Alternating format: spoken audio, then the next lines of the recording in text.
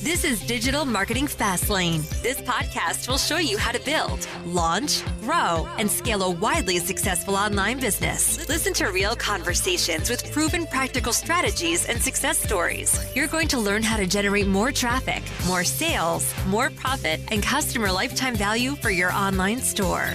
Coming to you from the online marketing experts at Voy Media, here's your host, Kevin Urrutia.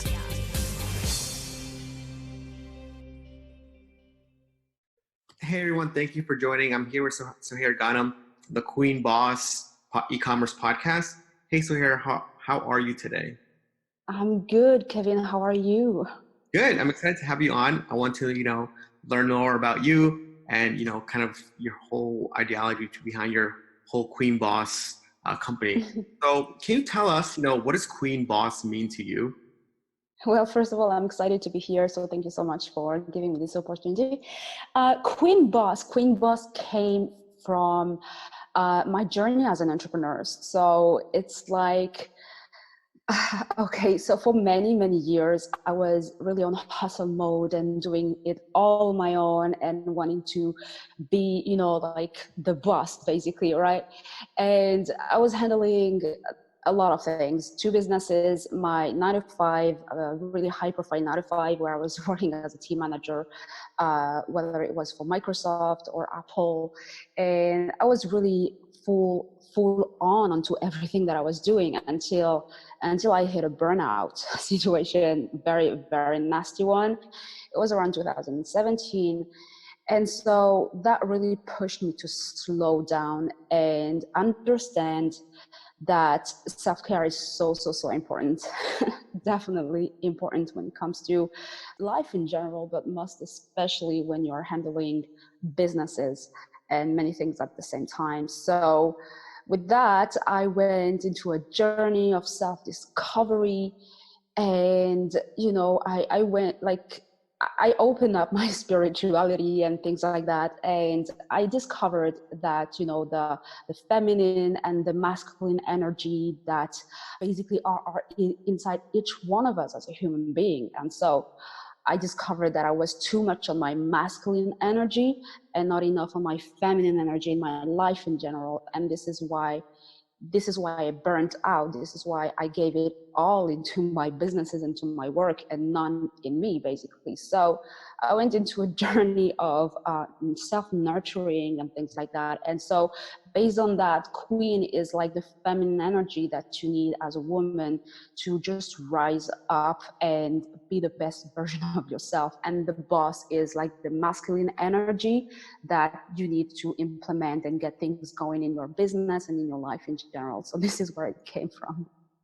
Great. And then do you think that with the sort of messaging that you have Queen Boss, it really helps you relate to maybe some of the businesses or brands that you work with? Absolutely. Majorly, I work with female entrepreneurs, and this is something that they also go through. E-commerce in general is a lot of work. Mm-hmm. And what I do in my own e-commerce is that I produce fashion and I produce products. I do them. It's not drop shipping where I'm like, okay, passive income and I'm not doing anything. And it's the same thing with the women that I work with. They create their own products.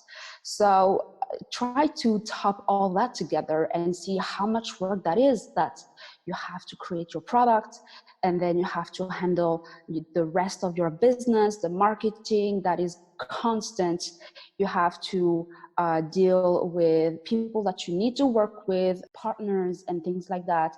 Finding the right people to do this for you, which takes also a very long time. Take the time to train them. And then on the top of all these, you have to take care of yourself as a person. And most of women that I serve have kids, so they have to have this in their lives. They have to think about their kids. And add on the top of that, their relationship with their husband. That's a lot of work. And so if you don't learn to balance all this stuff in a holistic way, in a way that is healthy, then you will burn out just like I did. And this is exactly why I think the clients that I have these days are coming to me, because they feel that I can show them how to balance these things. And this is what I do now. Yeah.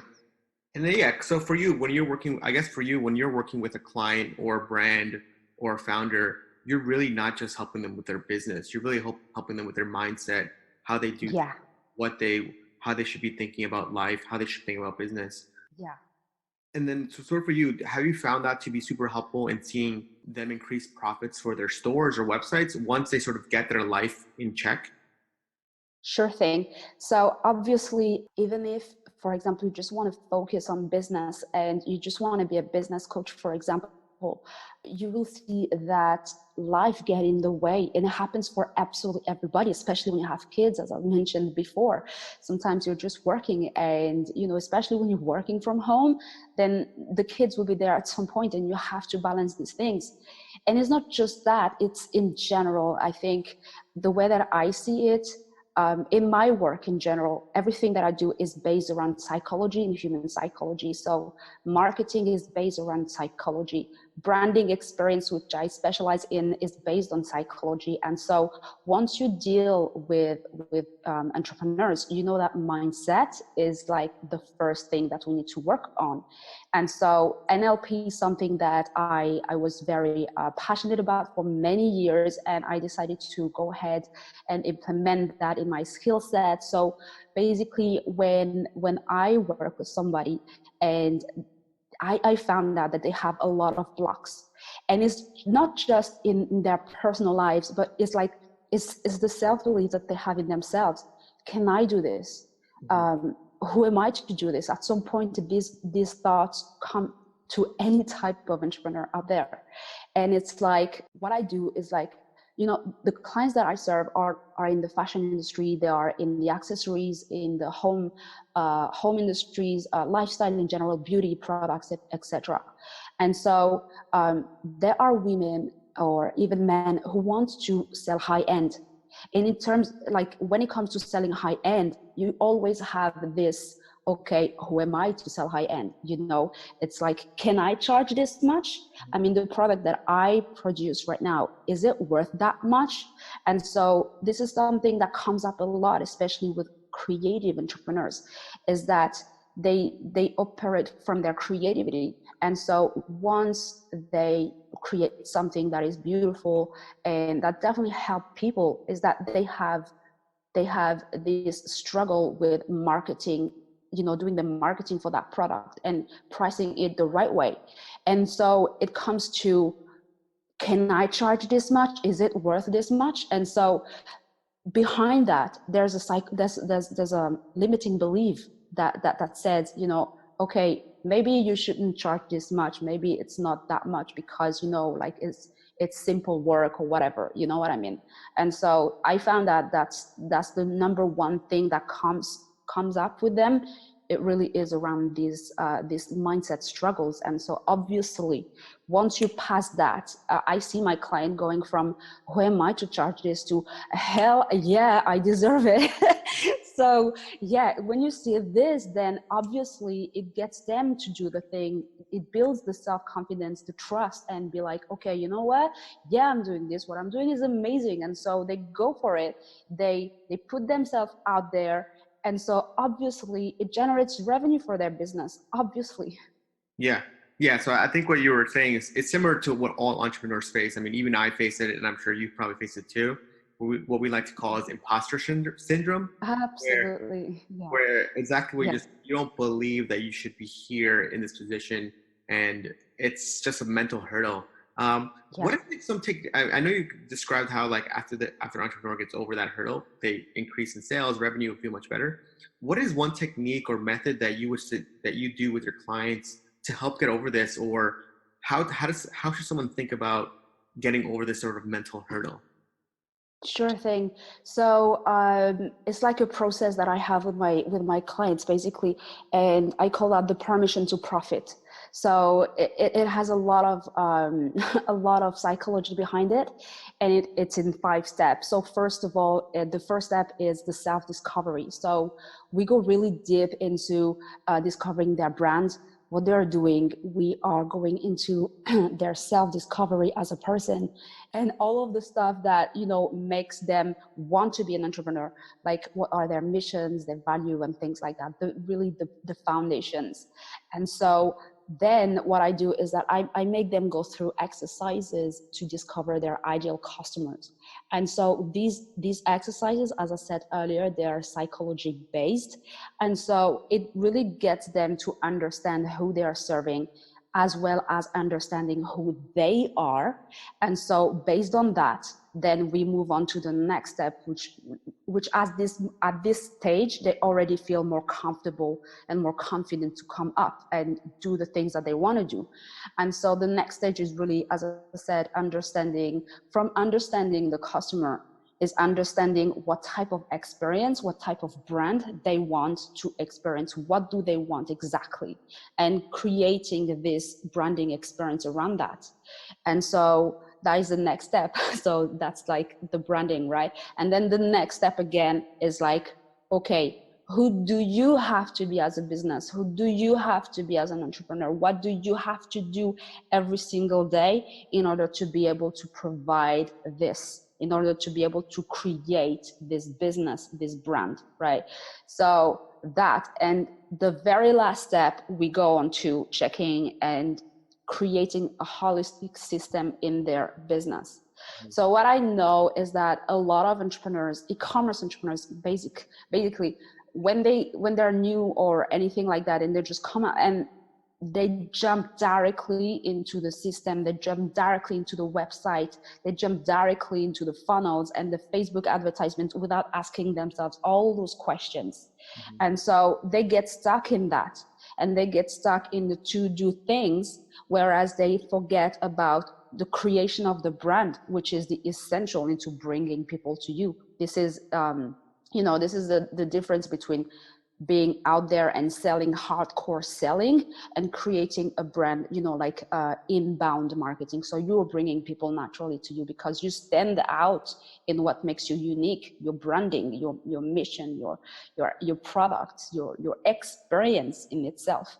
And so then people are coming to you. So I work on those 5 steps, and like generally within the first few exercises, I really see the shift. And so their brand at the same time is changing, and their business is changing, and even it impacts the way that they create their products, because they know exactly who they are serving. So they really adjust their, the quality of their products, how their products are going to be used, because they know exactly who they are serving and what they need.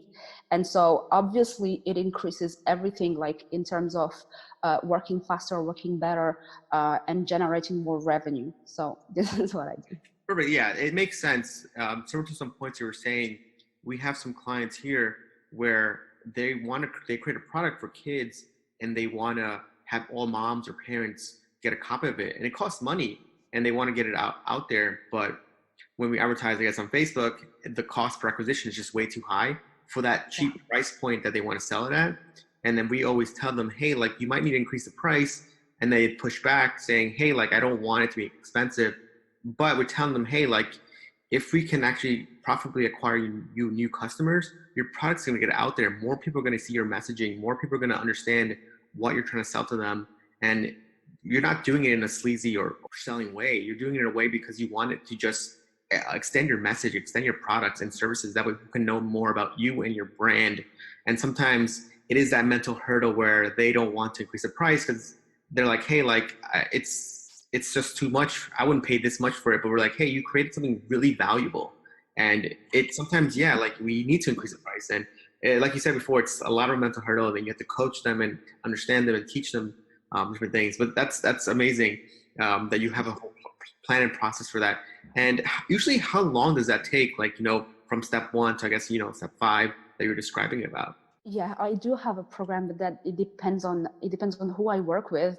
I don't work with a lot of clients at the same time privately. That's not my thing. I have the academy where people can come on and do the things that they, learn from the program and all the things, and that can just take a few weeks all together to go through the things. But that's not what I prefer, honestly. And even if you you're ever thinking of signing up for the academy, what the academy is set up in a way that I give you actionable steps. So it's not a course where you actually sit down and digest all the things and then be like, oh, wow. So it's like step by step. I want you to go out there and implement the things that I'm telling you to do. And so this is why I really adjust to the person I'm working with. I have clients who really want to take it bite-sized because otherwise it's too much for them, and others who want to fast track it. So I really adjust myself to who I am working with, and this is how I work best. So if you're like, for example, someone who's ready and you have the time also, and willing to do the things, and all your resources in place to do these things, right? Then it will not take more than 3 months. Like, this is the thing that I want to implement. Like, I'm someone who implements things fast because I don't have children, for example. I'm only married, which is already a lot of work. But like, in general, right? It really depends on your lifestyle, and is like how much time and and willingness you're willing to go through things, and ready, and you have all the resources behind you. So yeah. Okay, perfect. I want to, just peel back the layers a little bit. How did you get into like psychology, NLP? Where did that interest stem from, and sort of how did you go ahead about learning that stuff? And then how did you then realize that you can apply that to businesses and e-commerce, especially since that's what you mostly work with? Where did that sort of stem from? So basically, back in the days when I was in high school, I already knew I wanted to be an e-commerce entrepreneur. So it was that far long ago.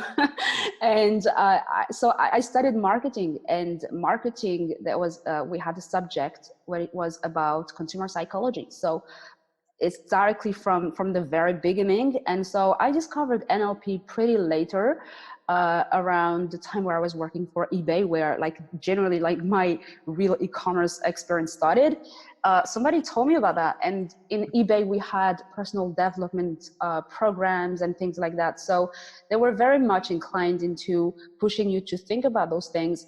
And we had trainings around soft skills. And when you're dealing with soft skills, you deal with consumer psychology and you deal with psychology altogether. So it was a journey, but it was like, it's been years. I've been years into this. Perfect. And then sort of like after that, you kind of just took it over. And then, how did you realize that, after you left your job, that you wanted to, make your own website, make your own sort of brand around this sort of thing? How did that sort of come up for you? Sure. So basically, from my corporate journey to where I am today, I always wanted to have my own e-commerce. So that is something like I wanted to become an entrepreneur since I was a child. So in my journey of doing this, people saw me evolving, and they were asking questions like career related questions and business and marketing related questions. And so before I knew it, I kind of had clients coming to me and working with me through word of mouth recommendations. And so before I knew it, I had a second business. Like, I was handling my 9 to 5, and then I was handling my e-commerce. And I was planning to leave my 9 to 5 to be full-time in my e-commerce, and people were coming to me. So I was helping them. And then I realized, you know what, it's a second business. And so just treat it like that. And I registered the business and I created my website, and now this is it. Okay, perfect. And then you said you were running like your e-commerce brand. Are you still running that, correct? Your e-commerce fashion? Yeah, absolutely. So right now it's in the stage of being relaunched. I was majorly selling modest fashion for female entrepreneur, professional female, right? That was like my persona, my target customers. But like now I feel like I want to go more street style a little bit more, and like between street style and corporate gears, so basically outfits. So like right now I'm rethinking it, and I will probably also add an e-commerce drop shipping on my other platforms. So yeah. And then for something like that, like some people might say, oh, like, do you consider that sort of like a pivot, a change in direction for the company? Some people might not want to restart again. Sort of, was that something that like, hey, I still want to do this e-commerce thing. I just want to restart because I just learned something new that wasn't working? Or how do you think about that? As like, sometimes entrepreneurs get upset, say, oh, I don't want to kill my old project and start something new. I already went through the troubles and tribulations. But you seem like excited that you want to do something different. What did that come from? Like excitement, I guess, to keep going, keep doing your business. I'm just really passionate about it. Like I love it so much, and I don't see my life without it. I'm a creative person, and I love creating fashion. This is the thing that I love the most in life. So I don't see myself stopping, even if like the collections that I have launched, they all sold out, and I love what I do. I don't want to, like, I could be doing more of it and having so much more money out of it. I'm not that type of person. Honestly, that's not how I think. I just want to do the things that I love to do, that really bring me passion and make me feel good. And this is how I create the best products. And this is how I know that I'm able to sell out my product, because I really take time into those things. Like, it matters for me. So I know a lot of people are like, trying to get into e-commerce and then they fail. It happened to me before. I'm not gonna lie. It happened to me before. It was back in 2013. I was working as a team manager in Microsoft, and I was handling so many people in general, and we had launches coming like very regularly, and it was very demanding. I loved it. I was successful at it, and I really loved it, but it wasn't what I wanted to do eventually. And so I tried to launch my first e-commerce, selling fashion still, and it didn't work because I didn't have the time nor the energy for it. And so I went through, having extra inventory in my hands for quite some time and not knowing what to do with it. But like, these were not my products. So they were products that I bought that I thought women could like, or things like that. So I was really trying to find, what other people wanted, instead of focusing on what I wanted to sell, right? And so it didn't work this way either. And I found ways to get rid of the inventory. And I was like, yeah, thank you, nice waste of time and things like that. But I knew that this is not what I wanted to do. So it wasn't the way that I wanted to do it. So like, I went back into it, and it's like, you know what, you will find sometimes where entrepreneurs, I know it happens a lot, especially at the very beginning. I have a lot of e-commerce entrepreneurs coming to contact me via direct messages on Instagram and being like, I've opened my e-commerce 2 weeks ago, 3 weeks ago, and no one is buying, and I don't know what to do, and I'm thinking of closing. And I'm like, whoa, slow down. Entrepreneurship is a journey. I don't know whomever out there made you think that it was going to be easy. And I know, especially when you get into drop shipping, that you have so many e-commerce gurus out there saying, yeah, you don't need money to launch your business, you don't need time. And why are you launching a business even if you don't want to put your time, and if you don't want to put your money into it? Like, who are you thinking you're going to fool? You want to sell products to people. You should care for those products, and you should care for these people. Yeah. Integrity is number one. And so I understand that you might just need an extra income. Get another job, or I don't know, but don't get into business if you are not ready to handle it, Yeah. Because otherwise you will fall flat on your face, and then you will feel like shit, Yeah, it totally makes sense. Like, exactly what you're saying. When someone does an e-commerce business, they think it might be easy. It's gonna be quick cash. I'm gonna do dropshipping. Yeah. But that doesn't last long. And those people are they might be successful, because we know people that do that right now. But you want to build a business and company that you're proud to tell your friends and family.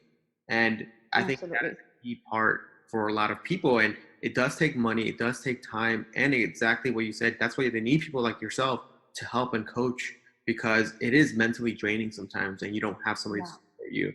And that's why people like yourself are so important.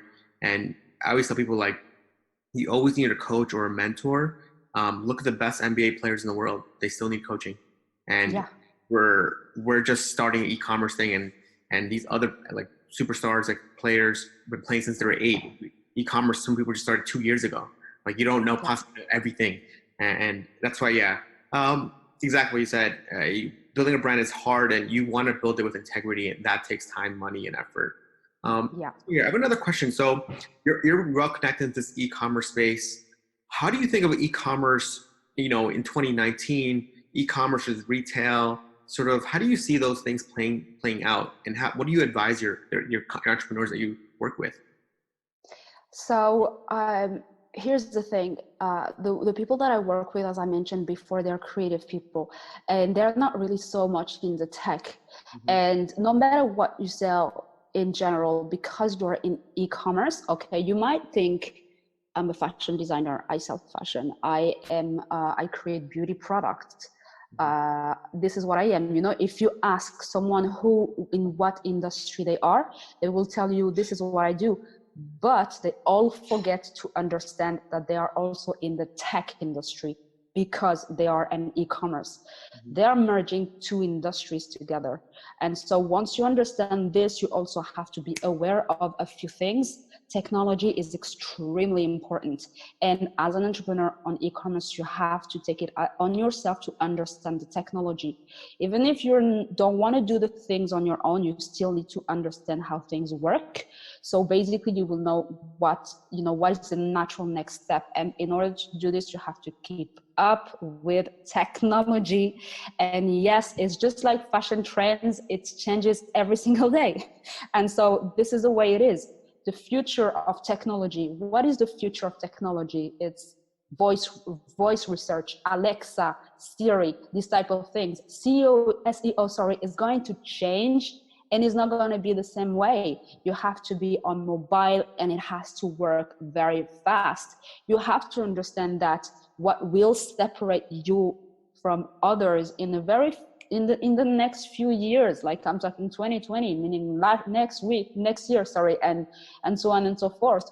Technology is going to pivot so fast that if your website and if you do is too outdated, and unfortunately there are so many websites, e-commerce websites, that I see people coming to me, they show me their websites, and I'm like, wow, it looks like a website from early 2000s. This is not possible. Like, you're not current. You have to keep up with your website. It's not because you have done it at the beginning that it has to stay the same way. Yeah. I was talking with one of my clients just yesterday, and I told her this. I told her, listen, Zara, for example, because it speaks to them. Zara, the fashion brand, they launch a fashion collection every 10 days. So what it means that every 10 days they have to refresh the outlook of their store inside. And so for you on your website, it should be the same every single time that you are launching something new. You have to update your website. It's a new season, it's a new year. You have to update the layout of your website. You have to refresh things, and keep things current with the current technology. Your website is not something that you do and it's set and this is it. It's like something that you will always need to work on. And this is part of the game. So be in the tech. Being in the tech, it's sort of exactly what you said. A lot of clients that we have too, they just never update their website, even though they're converting really well. You still want to do a refresh or redesign, and it's most websites just need to look better. And sort of what tech or advice do you tell clients to get? Do you use Shopify? Do you use BigCommerce, WooCommerce? Do you give advice on that for your clients? So I know that, like, the way that I explain it is that you need to use the technology you're most comfortable with, but don't stay at that. It's like the reason why I choose WordPress and WooCommerce, self-hosted, all that, is that at some point I can just change it the way that I want, and I want to be able to adjust the technology to the experience that I'm trying to give. And as I said earlier, you're in the tech, so you have to kind of always redesign your buyer's journey to the way that, how can I make it easier for them to buy? How can I use merchandising for them to increase the total value of their cart? How can I get them to be happy with their experience on the website?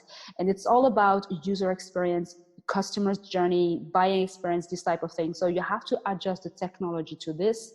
And so if you don't have the means to get someone to code your website, WooCommerce and WordPress, this is what I would definitely advise to use. Okay, perfect. Another question I have for you is, where do you go to sort of, get your inspiration about branding, about psychology, about e-commerce? How do you learn? How do I learn? I learn from a lot of different sources. Internet is vast, and I read books from time to time. I'm not that good at reading books. I like audiobooks. I like podcasts. YouTube is a major part for me. Searching on the web, on authority websites, staying current, receiving, staying updated with receiving the newsletters from certain, I really put the emphasis on certain websites, not all of them. And, staying current is like, it's a game that you have to play every day. You learn every day as an entrepreneur, but you kind of have to also take yourself out of it in a way that trust yourself, because you will know what is the next best thing to do, what is the next natural thing to do. And so I ask for guidance to God to, show me the path, what comes up for me, what is the next best thing I should do. It's like it's inward and outward at the same time. But what I'm trying to say is that don't stay in a mode where you're always learning. You have to go and practice, you have to go and search, always search for new things, but take the time to implement and do the things and see how it goes. Okay, perfect. And then I have just two more questions. How do you think of like the podcasting medium? And I know you've been doing it for 3 seasons now. How have you liked it? How has it helped you? Yeah, I love it so much. It's like for many years I was on YouTube, and it was a hassle for me too. I love editing video. I don't like creating videos. And so it was a lot of work and a lot of hassle for pretty much very, very poor return.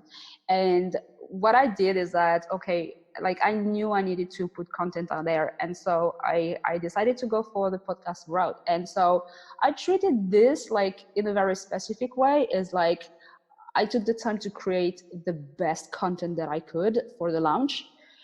When it was created, I was like, okay, I'll go back onto it. How can I make it better? How can I make it better? Until I was satisfied with it. And so when I was ready to launch, I took about a month to really do the promotion around it and, bring up the excitement, just like what you would do to, launch your product or launch your e-commerce. And so it was, wow, when it came out, like a lot of listeners, and podcasts are just really hot these days. So everyone wants to listen to podcasts. And I understood something is that the person that I want to work with doesn't have the time to sit down and watch YouTube videos. Mm-hmm. She's on the go, he's on the go, needs something to listen quick, straight to the point. And I think that this is what it was, a mix of quality content, being, adjusting to who I am trying to target, and doing the launch and promoting it correctly. And so this is how, like, I saw a boom, and it was like always rising and rising, and the numbers keep rising. And I'm like, I'm not even trying anymore to promote my episodes right now. Like, I was really hardcore at the beginning. I was like releasing 2 episodes per week, and I was a lot onto it. And now I'm like, okay, I'll just record an episode whenever I want, and the people are still there. Yeah, listeners are over there. Okay, perfect. And then, last question, I just want you to talk a little bit about, where can our listeners connect with you? Maybe tell them a little bit about your e-commerce Queen Boss Academy, your 2019 mastermind. Where can they go to, join some of your programs that you might have, or, listen to your podcast? Absolutely. So if you want to listen to the podcast, it's the e-commerce Queen Boss podcast. You can find it on like any podcast application. For the website is the queenbossacademy.com, and the academy in itself is a self-study. So you can go with the self-study and start learning about all the things that I mentioned in this episode, honestly. And I will keep on adding. I always add content. I refresh the content into it, and I keep it, relevant to what's happening today. You can join the mastermind if you want to have an access to me. As I said, I don't work with a lot of people, so the mastermind is always restricted to up to 10 people. I want to be able to give my best to the people who are joining. And yeah, the mastermind is where we actually, you get to ask me questions, and I don't let you get out of the call until you don't have any questions left. And always my last question is like, how can I support you best until our next call? And so we have a Facebook group. If you want to do things, like keep on asking questions after the call or things like that. And so this is how you can work with me, the most accessible way. If you want to work with me on one-on-one, then I work with you privately, and I spend from 1 month to 3 months with you, and we do everything together. That means that it's like hiring me as your creative director for the time that we work together, also as your as your mindset coach or things like that, because as I mentioned, I cover all of that, and you can have access to this. And I help you on the PR level of your marketing campaign. Basically, I help you push your product in front of the press, on very large publication, ABC, CBC, CBS, Fox, etc. So I'm really huge on PR.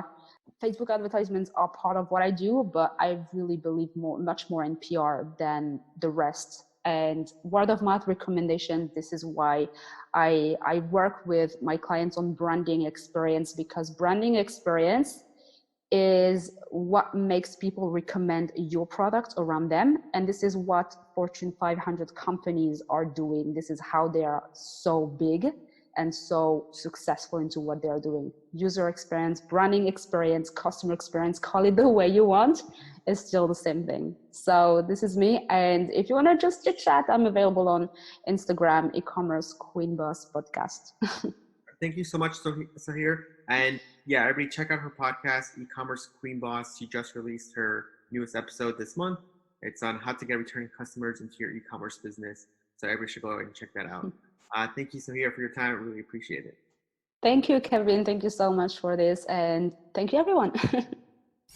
This week's episode of Digital Marketing Fastlane was brought to you by the performance marketing experts at Voy Media. Join us again next time, as we'll be bringing you more tips, techniques, and know-how to make your online business the very best that it can be. If you have any questions, comments, or feedback, we'd love to hear them on Twitter at Voy Media.